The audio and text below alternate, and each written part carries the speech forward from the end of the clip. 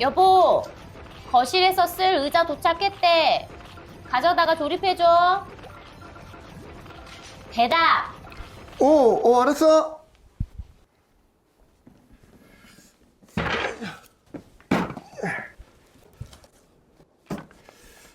이런 거는 초짜리나 보는 거지. 하고 있어? 근데 이거 안 봐도 돼? 아이, 나 가공장 오너야. 이런 거 안 봐도 돼. 충분해.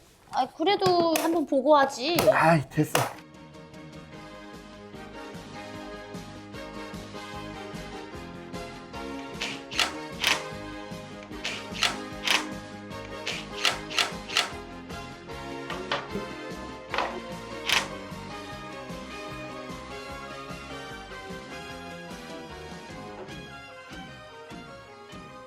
여보, 다 했어. 벌써? 응, 어때? 마음에 들어? 너 나한테 반했지 또. 뭐 만들었다고는 거야, 지금? 스툴. 뭔 소리야. 나 의자 주문했어. 아니, 의자? 아닌데? 아, 그러니까 내가 이거 보고 하라고 했잖아. 뭐가 좀 남긴 남더라고. 아, 그래? 의자였어?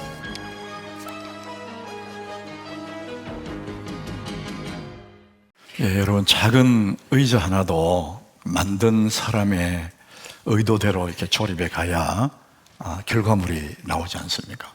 임의로 막 조립하면 다른 게 나올 수가 있죠. 여러분, 그거와 똑같습니다. 우리 가정 너무너무 중요한 가정인데, 가족이 함께 모여 사는 가정인데, 원래 가정을 설계하신, 원래 가정을 만드신 하나님의 의도대로 우리 가정을 만들어 가야 그 가정에서 아름다운 하나님의 뜻이 이루어지고 우리가 바라는 만족과 행복이 거기에 나오는 거거든요. 하나님의 설계대로 세워지는 우리 집, 너무너무 중요한 오늘 말씀의 제목이에요. 여러분, 이 가정을 미리 누리는 천국이다, 그렇게 할 만큼, 이 세상에 천국이 있다면은 가정이다, 이렇게 말할 만큼 가정이 그렇게 중요합니다. 왜냐하면 세상의 모든 사람이 가정에서 태어납니다. 엄마와 아빠 사이에서 이 아이가 태어나는 거예요. 그래서 그 가정에서 자라고 그 가정에서 사람으로 가장 기본적인 것들을 배워가고 그 가정에서 기본적인 행복을 누리도록 하나님 그렇게 만드셨습니다. 그렇게 중요한 겁니다. 그런데 우리 시대 가정들을 보면은 집은 점점 커지고 좋아지고 견고한데 가정은 점점 약해져 가는 것, 왜일까?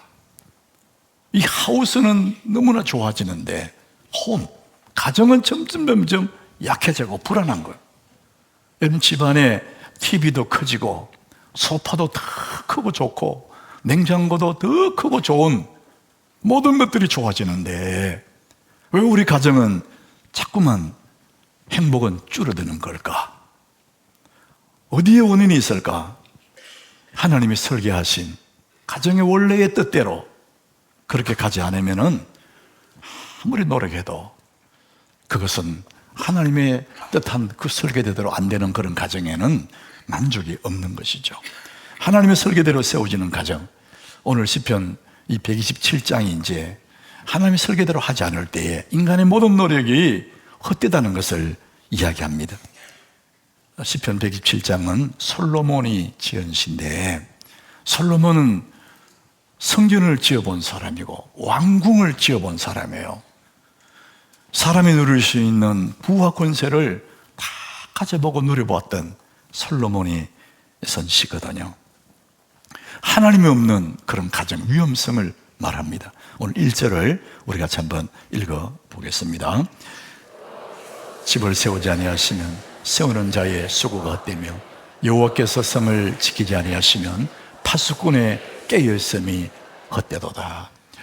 하나님이 설계하신 대로 하나님의 뜻이 이루어지지 않으면 인간이 아무리 애를 써도 그 집이 그 세우는 것이 헛되다, 이렇게 기록하고 있습니다. 뿐만 아니라 사람이 그렇게 수고하는 그 수고의 내용이 어떤 거냐, 2절에 사람이 수고하는 내용을 설명합니다. 우리 같이 읽어봅니다. 너희가 일찍 일어나고 늦게 누우며 수고의 떡을 먹음이 헛되도다. 그러므로 여호와께서 그의 사랑하신 자에게는 잠을 주시는다. 여러분, 여기 일찍 일어난다. 굉장히 열심히 있는 사람이죠. 그리고 늦게 눕는다. 잠자는 시간까지 빼고 잠도 안 자고 새벽부터 저녁까지 일을 한다는 거예요. 그렇게 애를 써서 수고를 하지만은 그것이 다 헛되다. 하나님의 설계대로 하지 않으면은 인간의 모든 수고와 노력들이 결과물이 없다는 겁니다. 그게 너무나 허무하다, 이런 얘기를 하고 있습니다. 그러므로 여호와께서 그의 사랑하신 자에게는 잠을 주시는다. 이게 참 교회 와서 조는 사람들이 인용하는 성경 구절이에요. 졸다가 깨우면은 나는 하나님이 사랑받는 사람이니까 하나님에게 잠을 주신다. 교회 오면 편안하다는 거예요. 여러분, 그런 의미가 아니에요. 이게 아침부터 저녁까지 그렇게 애를 쓰고 힘쓰는데 안식이 없다. 참되는 안식이 없다는 거예요. 침대는 너무나 좋은데 평안이 없는 거예요. 왜? 하나님의 설계대로 살지 않기 때문에 그렇다는 것입니다. 자, 그래서 우리는 오늘 말씀의 제목대로 하나님이 설계하신 대로 하나님의 의도된, 하나님의 뜻이 반영된 그런 가정을 우리가 만들어 가야 되는데, 여러분 기억해야 될 게 첫 번째가 뭐냐? 가정은 하나님이 만드셨습니다. 누가 만드셨다고요? 너와 내가 만나서 가정을 이루셨다 이렇게 하지만은 이 최초의 가정부터 지금까지 하나님이 설계하셨고 하나님 만드셨습니다. 창세기 2장 18절에 하나님이 만든 가정을 설명하는 겁니다. 우리 같이 읽어보겠습니다. 여호와 하나님이 이르시되 사람이 혼자 사는 것이 좋지 아니하니 내가 그를 위하여 돕는 배필을 지으리라 하시니라. 사람이 혼자 사는 것이 좋지 않다. 사람은 혼자 살도록 지음받은 존재가 아니라는 거예요. 물론 요즘 싱글 호주들이 있잖아요. 가정들이 있거든요. 근데 원래 사람은 혼자 살도록 그렇게 지음받은 존재가 아니라는 겁니다. 혼자 사는 것이 좋지 못하다, 보기 안 좋다, 그런 의미도 있고 외로워 보인다, 그런 의미도 있지만은 여기 어떤 뜻이 있냐면은 혼자는 부족하다, 혼자는 완전하지 않다, 반쪽이 되는 거예요. 이런 부부가 만나 살아보면 살아갈수록 그게 느껴져요. 나 혼자는 좀 부족해요. 내게 없는 것이 이 사람에게 있는 거예요. 이렇게 상호 조합이 되는 거예요. 두 사람 만나서 완전함을 이루는 것입니다. 그래서 하나님이 혼자 사는 게 좋지 아니하니 내가 그를 위하여 돕는 배필을, 반려자 돕는 배필을 지으리라. 그래서 함께 살도록 하나님이 만드신 그것이 가정이라는 것입니다. 이게 돕는 배필은 상하 관계가 아니에요. 주인과 종의 관계가 아니고 동등한 서로서로 돕는 헬퍼입니다. 서로서로 위로하고 격려하고 함께 만들어가는 그런 존재가 바로 돕는 배필이다, 이렇게 설명합니다. 그래서 하나님이 이 가정을 설계하시고 만드셨어요. 그런데 그러면 가정을 왜 만드셨느냐? 가정을 세운 목적이 뭐냐? 이유가 있습니다. 여러분, 가정이 다 하나님의 이유, 목적이 있는데 그걸 잊어버리니까 엉뚱한 대로 가정이 가는 거예요. 창세기 1장 28절에 하나님 가정을 세운 목적을 설명합니다. 우리 같이 읽어보겠습니다. 하나님이 그들에게 복을 주시며 하나님이 그들에게 이르시되 생육하고 번성하여 땅에 충만하라. 땅을 정복하라. 바다와 물고기와 하늘의 새와 땅에 움직이는 모든 생물을 다스리라 하시니라.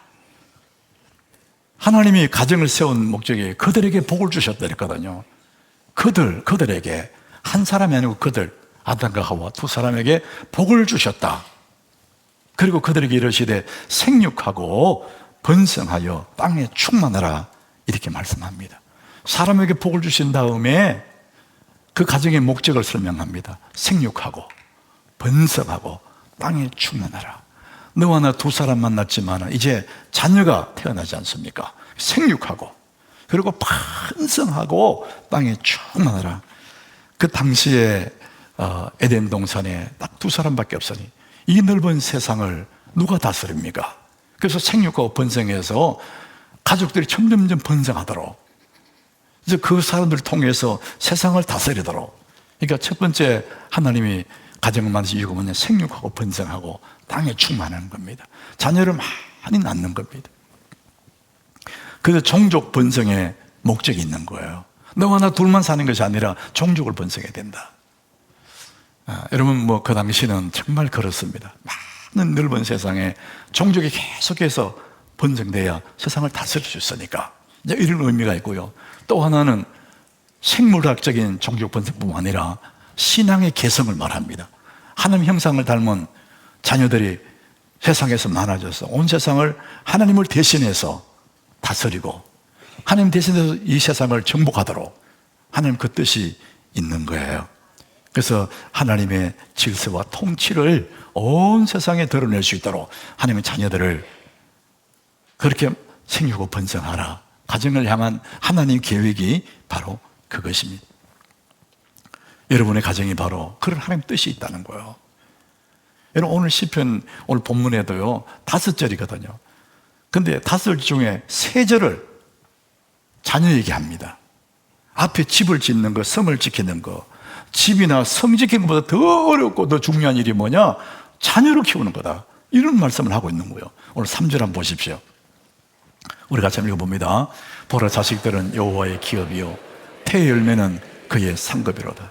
자식 기르는 게 참 힘든 일이지만은 그것은 너무나 보람있고 그것은 여호와의 기업이고 상급이다. 그게 그렇게 부모의 미래에 대해서 큰 보람이 되는 거다. 이 얘기를 하는 것입니다. 4절에도 그 똑같은 말씀인데 우리 같이 봅니다. 젊은 자의 자식은 장사의 수중에 화살 같으니. 젊은 자의 자식, 젊은 사람의 자식이 많잖아요. 그런데 젊은 자의 자식은 마치 장사의 수중에 화살 같답니다. 여러분 고대 전쟁에서 이 화살은 중요한 무기지 않습니까? 활은. 그런데 젊은 사람이 활을 갖고 있다 할지라도 화살이 없으면 무용지물이라는 거예요. 그 자식이라는 것이 그렇게 활의 화살만큼이나 중요한 거야. 자녀가 그렇게 중요하다 이 얘기를 합니다. 그리고 5절에 보면은 또 이렇게 말하고 같이 5절 같이 봅니다. 이것이 그의 화살통에 가득한 자는 복되도다. 그들이 성문에서 그들이 원수와 담판할 때 수치를 당하지 아니하리로다. 이것이 자식을 말합니다. 화살 같은 자식이 화살통에 가득한 자는 복되도다. 당시에 한 가문에 자녀가 많은 것을 복으로 생각했습니다. 그리고 힘으로 여겼습니다. 가문의 영광으로 여겼어요. 그래서 이 자식이 부모에게 힘이 되고 미래가 된다. 한 가문의 미래가 뭐냐? 그 가문에 잘 자라고 있는 자식들이다. 이렇게 말합니다. 너무 중요한 것이 가정의 자식이라는 겁니다. 자, 그러면은 이 중요한 자녀가 자라는 곳이 어디냐? 가정이라는 거예요. 그 아이가 뿌리를 내리고 자라는 곳이 가정에서 와서 가정이 자라지 않습니까? 그래서 아이가 자라는 곳이 가정인데 가정이 흔들리거나 가정이 무너지면 이 아이가 흔들리고 무너지는 것입니다. 여러분 가정이 무너진다, 가정이 깨어진다 이런 얘기 하잖아요. 여러분 가정이 무너지는 이유는 돈이 없어서가 아니에요. 먹을 밥이 없어서가 아닙니다. 가정이 무너지는 이유는 딱 한 가지, 주인이 없기 때문입니다. 아유, 목사님 무슨 말씀이세요? 가정에 주인이 없어요. 여러분 그것은 눈에 보이는 우리는 가장 이런 얘기하지만은 성경이 말하는 주인은 그게 아닙니다. 여러분 우리가 이 몸을 때로는 집이라 하더라. 집, 몸집이라. 저 사람 몸집이 크네, 저 사람 몸집이 참 좋네, 몸집을 얘기합니다. 성경에서는 장막집이라 그래요. 우리 몸을 장막집, 땅에 있는 장막집이 무너지면 이렇게 말하거든요. 내 몸이 집입니다. 이 몸을 집으로 삼고 그 속에 내가 살아요. 우리는 각자는 몸이라는 집 안에 내가 삽니다. 분명히 이 몸 안에 내가 살고 있는데, 그런데 성경에 보면은 빈집이라고 말합니다. 내가 있는데 빈집이라고 말합니다. 그 무슨 얘기냐? 예수님이 이제 빈집의 위험을 설명하는데 누가복음 11장 25절에 보면은 빈집을 얘기해요. 귀신이 사람에게 나와서 돌아다니다가 갈 곳 없네, 다시 가보자. 나왔던 곳에 와보니까 그 집이 청소되고 수리되었거늘 이에 가서 저보다 더 악한 7 귀신을 데려옵니다. 그리고 그 집에 들어가서 삽니다. 그러니까 그 사람의 나중 형편이 전보다 더 심하게 되었다.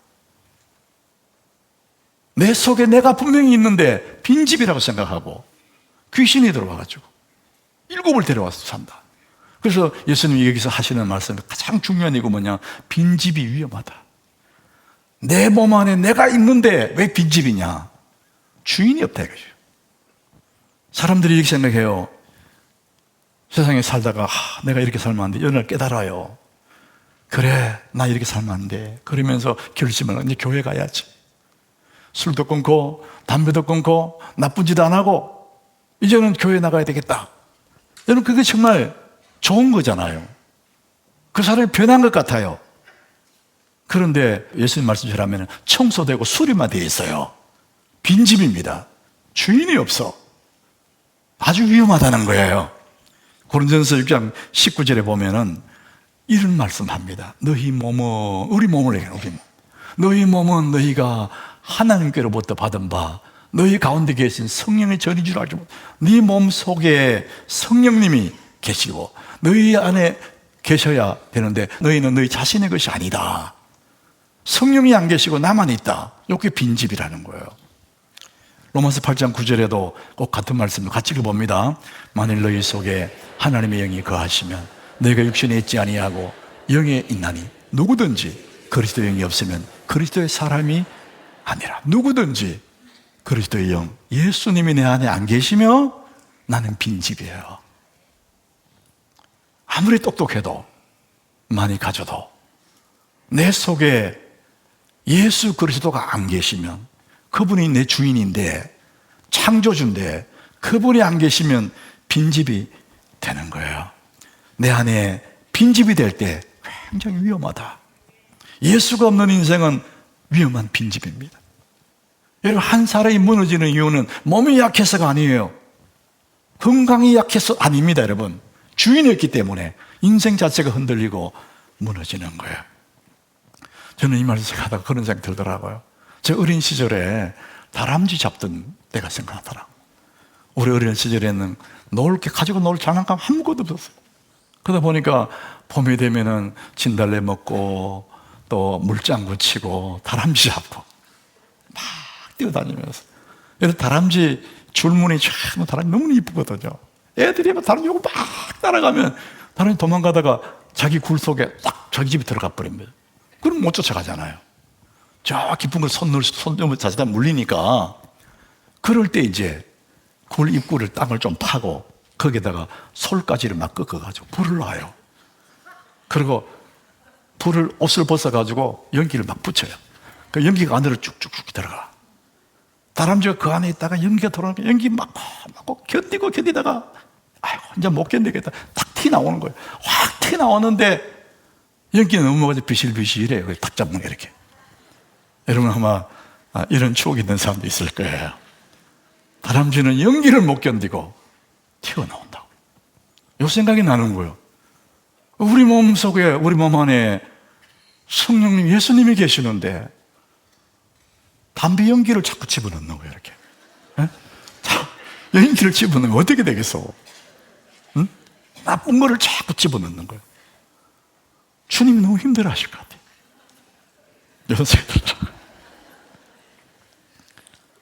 분명히 내 몸 안에 내가 살지만은 주님이 안 계시면, 예수 그리스도가 안 계시면 그 사람 빈집입니다. 굉장히 위험한 거예요. 결심을 하고 교회에 나왔다. 교회에 나오는 것으로 되는 게 아니에요. 내 안에 그리스도 예수님을 영접해야 그분이 내 안에 오셔서 비로소 내 안에 주인이 계시는 겁니다. 그래야만 내 인생이 든든하게 서게 됩니다. 요한복음 1장 12절에 그 말씀을 하거든요. 우리 같이 읽어봅니다. 영접하는 자, 곧 그 이름을 믿는 자들에게는 하나님의 자녀가 되는 권세를 주셨으니. 여러분, 우리 집 문 앞에 누군가가 손님이 와서 딩동 눌렀을 때 문 열고 그 손님을 집 안으로 들어오세요 영접하듯이 내 인생의 문에 주님이 오셨을 때에, 주님 내게 들어오세요. 손님을 영접하듯이 누구든지 그리스도를 영접하면 그를 믿는 자들에게는 하나님의 자녀가 되는 권세를 주었다. 그 사람의 사람 됨됨이와 사회적인 지위와 아무 상관없이 그리스도가 내 안에 들어오면 나는 하나님의 자녀가 되는 권세가 주어지는 것입니다. 예수님이 오시면 이제 주인이 오신 거죠. 그럴 때 비로소 나는 든든한 인생이 되는 것이죠. 여러분 집에 예수 그리스도가 주인이 되시기를 축복합니다. 요한복음 10장 10절에 이런 말씀합니다. 도둑이 오는 것은 도둑질하고 죽이고 멸망시키는 것뿐이에요. 이 도둑은 악한 영들입니다. 도둑의 목적이 뭐냐? 멸망시키는 겁니다. 내가 온 것은 예수님이죠. 내가 온 것은 양으로 생명을 얻게 하고 죽었던 그 영혼이 생명을 구원을 받게 하고 다 풍성히 얻게 하는 것이라. 주인 되시는 예수 그리스도 그 집에 왔을 때에 그 모든 도둑이 어둠이 다 물러가고 우리 주님이 그에게 구원을 주시고 다 풍성한 삶을 살게 하시고 이제 그 가정에 정말 진정한 주인 예수님이 오셨기 때문에 캄캄하던 그 집이 밝아지고 그날로 잠 잘 자고 마음의 두려움이 다 사라지고 불안도 사라지고 이런 빛 가운데 행한 줄 믿으시길 바랍니다. 예수님이 오시면 주인이 오시면 그 가정이 살아나는 것입니다. 여러분 개인이나 가정이나 주인이 없으면 빈집이고 빈집은 너무나 위험한 거예요. 여러분이 집이 몇 평짜리인가 하나님 그거 묻지 않는다는 거예요. 정말 중요한 것은 여러분 집의 주인이 누구냐 이거예요. 여러분 가전제품이 얼마나 큰 게 있고 TV 몇 인치가 있고 아무 그거 하나님 묻지 않습니다. 여러분의 가정의 주인이 누구냐 이거예요. 여러분의 가정에 예수 그리스도가 주인 되시기를 축복합니다. 여러분 오늘 1절 본문 1절에 보면은 하나님은 가정을 지키고 성을 지키는데 영적인 파수꾼을 서시는 거예요. 우리 같이 한번 읽어보겠습니다. 여호와께서 집을 세우지 아니하시면 세우는 자의 수고가 헛되며 여호와께서 성을 지키지 아니하시면 파수꾼이 깨어있음이 헛되도다. 여러분 이 파수꾼이 잠들면 큰일 나지 않습니까? 가정마다 영적인 제사장, 그 가정을 위한 하나님이 세운 영적인 가장이 있습니다. 오늘 예배하는 여러분들이 여러분 가정에 영적인 제사장이고 영적인 파수꾼이고 여러분 가장인 줄 믿으시길 바랍니다. 내가 흔들리고 내가 잠들어 버리면 우리 가정이 흔들리는 것입니다. 우리 파수꾼들, 영적인 파수꾼들, 우리는 깨어서 내 가정을 지켜야 되는데 뭘로 지킬 거냐? 가장 기본이 있습니다. 욥기 1장 5절에 보면 욥이 자녀들을 위해서, 그 자녀들을 위해서 날마다 번제를 드려요. 번제. 아침에 일어나서 그들의 명수대로, 자녀 10명의 명수대로 번제를 드립니다. 왜? 이는 욥이 말하기를 혹시 내 아들들이 죄를 범하여 마음으로 하나님을 욕되게 할까 봐, 자기도 모르게 하나님 앞에 범죄했을까 봐 아이들 명수대로 번제라는 예배를 드리는 거죠. 다른 말로 예배로 가정을 지켰습니다. 그 가정에, 욥의 가정에 영적인 제사장, 파수꾼은 욥이거든요. 그래서 이분은 하나님 앞에 이 자식들이 뭘 먹을 건지 뭘 입을 건지 이런 데 신경 쓰는 것이 아니라 영적인 부분, 자녀들의 영적 상태를 굉장히 중요하게 여기는 거예요. 그래서 예배, 번제로 이 아이들을 지켰습니다. 욥은 평안할 때만 예배한 것이 아니고 아주 어려울 때 그때도 예배했습니다.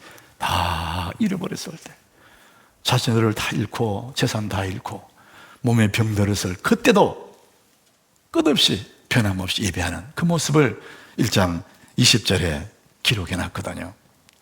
욥이 일어나 다 잃어버릴 때 쓰러졌겠죠. 겉옷을 찢고 머리털을 밀고 땅에 엎드려 예배하며 그랬어요. 요 순간에 그 예배는요 기가 막힌 상황이에요. 다 잃어버려.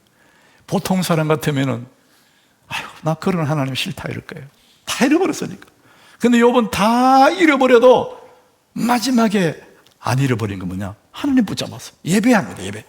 욥은 마지막에 다 잃어버려도 예배를 붙잡고 끝까지 예배하니까 여러분 욥기 마지막 43장 가보면 욥이 예배를 통해서 다시 모든 게 회복되는 거 있습니다. 그래서 한 가정을 지키는 것은, 하나님의 주인 되도록 지키는 것은 뭐냐? 예배하는 겁니다. 끝없이 예배하는 거.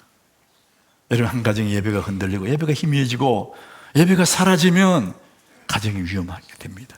여러분, 예배한다는 것은 마치 6월절 전날 밤에 바깥 문설주에 양의 피를 바르는 것과 똑같습니다. 죽음의 사자가 온 내굽을 칠 때에 하나님의 자녀들의 가정에는 이 죽음의 사자가 못 들어갔거든요. 왜? 양의 피를 문설주에 발라놓았거든요. 출애굽기 12장 13절에 이걸 기록해 놨어요.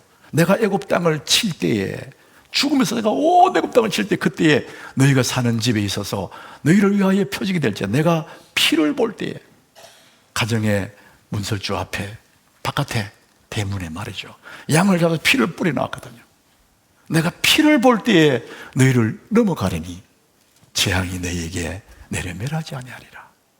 그 집의 재산 규모나 그 집의 가풍이나 그 가정의 인격이나 아무 상관없이 내가 피를 볼 때, 양의 피를 볼 때, 6월절 어린 양 예수의 피를 볼 때 내가 너희를 넘어간다, 이렇게 했습니다.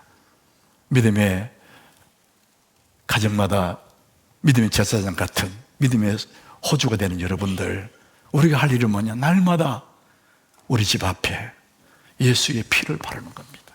이게 예배하는 것이고 하나님 앞에 기도하는 것입니다. 하나님이 가정을 잘 지켜주시도록, 하나님 뜻이 이루어지시도록 믿음의 가정 된 여러분, 여러분의 가정에 파수꾼 된 여러분, 예수의 피를 날마다 문설주에 바르는, 늘 깨어있는 것, 그걸 통해서 여러분 가정에 하나님의 큰 뜻이 이루어지고 그곳에 자라는 아이들이 하나님의 뜻을 온 세상에 펼쳐나가는 너무나 멋진 그런 가정 되시기를 예수 이름으로 축복합니다.